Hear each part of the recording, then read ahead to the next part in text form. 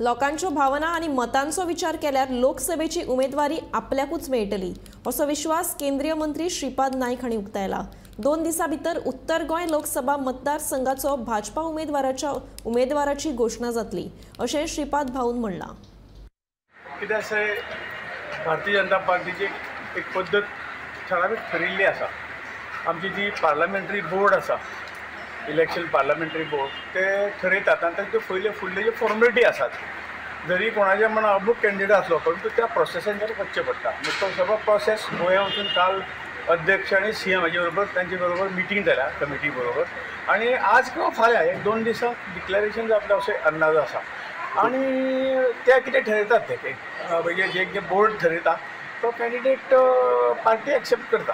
पण लोकांचे मत की जास्त करून तुम्हीच आसतले अशें लोकांक जाल्यार ते सगळ्यांत करून लोकशाही लोकांचे मत सर्वश्रेष्ठ आसा आणि म्हाका पूर्ण खात्री आसा की लोकांचे मत आहा ताचो आदर निश्चितपणे आमची पार्लमेंटरी पार्टी आणि बोर्ड करतले अशें म्हाका विश्वास आसा।